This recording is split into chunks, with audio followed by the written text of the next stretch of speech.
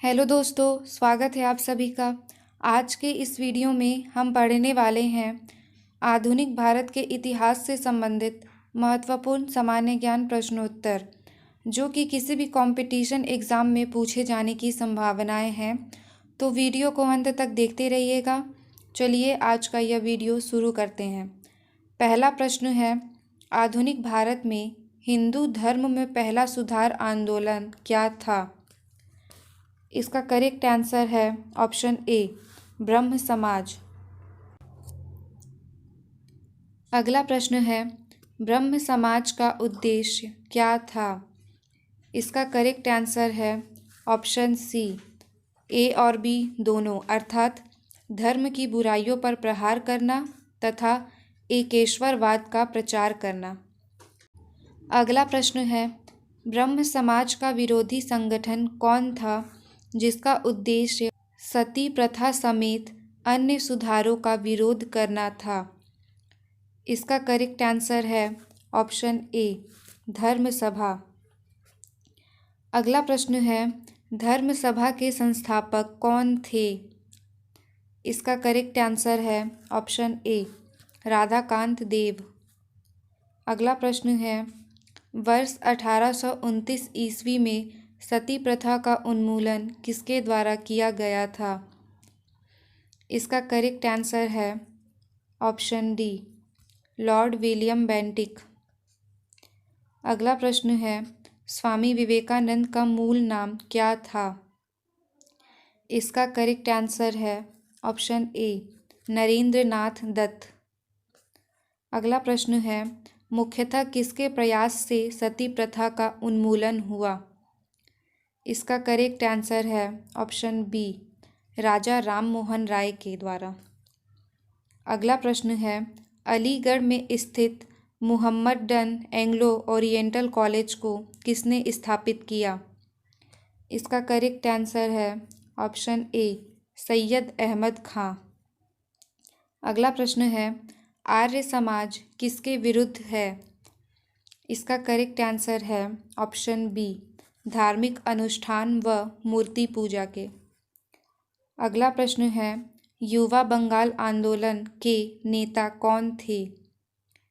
इसका correct answer है option C, Henry Vivian Derozio. अगला प्रश्न है, थियोसॉफिकल सोसाइटी ने भारत में कब और कहाँ अपना मुख्य कार्यालय स्थापित किया? इसका करेक्ट आंसर है ऑप्शन ए, सन 1882 अडयार में।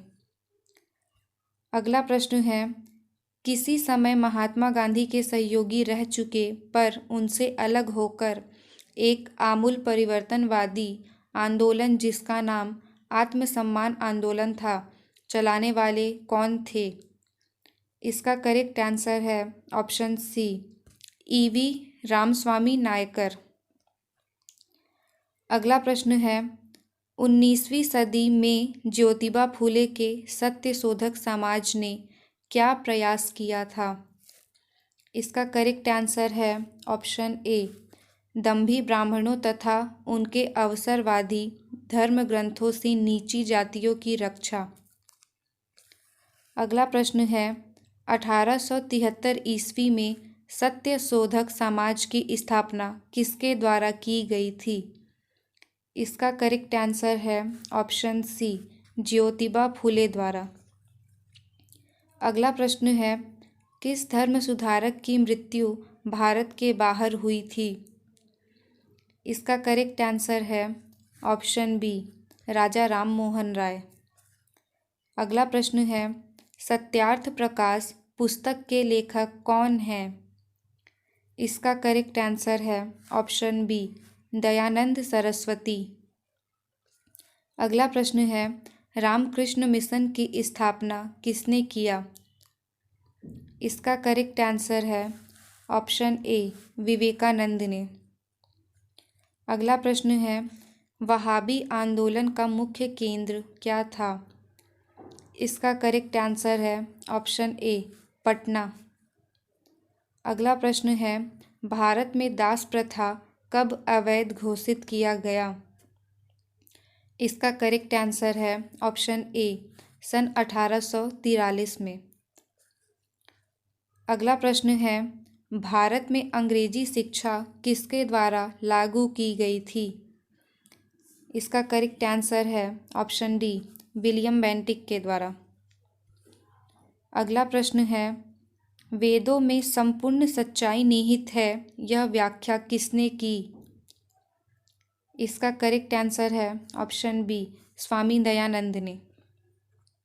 अगला प्रश्न है, स्वामी विवेकानंद किस स्थान पर हुए धार्मिक सम्मेलन से प्रसिद्ध हुए? इसका करेक्ट आंसर है ऑप्शन सी, शिकागो में।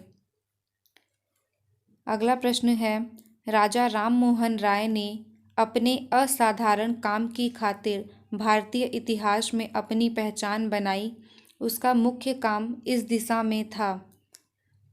इसका करेक्ट आंसर है ऑप्शन बी, समाज सुधार। अगला प्रश्न है, अलीगढ़ मुस्लिम विश्वविद्यालय की स्थापना किसने की थी? इसका करेक्ट आंसर है ऑप्शन ए, सैयद अहमद खान ने। अगला प्रश्न है, किसे आधुनिक भारत का जनक कहा जाता है? इसका करेक्ट आंसर है ऑप्शन सी, राजा राम मोहन राय को। अगला प्रश्न है, राजा राम मोहन राय किससे संबंधित नहीं हैं? इसका करेक्ट आंसर है ऑप्शन बी, संस्कृत शिक्षा से। अगला प्रश्न है, कन्याकुमारी का रॉक मेमोरियल निम्नांकित में किसके लिए समर्पित है? इसका करेक्ट आंसर है ऑप्शन सी, स्वामी विवेकानंद। अगला प्रश्न है, राजा राम मोहन राय का जन्म कहाँ हुआ था? इसका करेक्ट आंसर है ऑप्शन ए, राधानगर, वर्धमान जिला में। अगला प्रश्न है, संवाद कौमुदी पत्र के संस्थापक कौन थे? इसका करेक्ट आंसर है ऑप्शन ए, राजा राम मोहन राय। अगला प्रश्न है, वाम्र समाज का प्रारंभिक नाम क्या था? इसका करेक्ट आंसर है ऑप्शन सी, ए और बी दोनों, अर्थात ब्रह्म सभा तथा आत्मीय सभा। दोस्तों, मुझे उम्मीद है कि आप सभी को यह वीडियो पसंद आया होगा।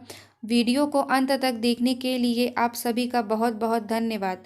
मिलते हैं अगले वीडियो में, तब तक के लिए जय हिंद, जय भारत।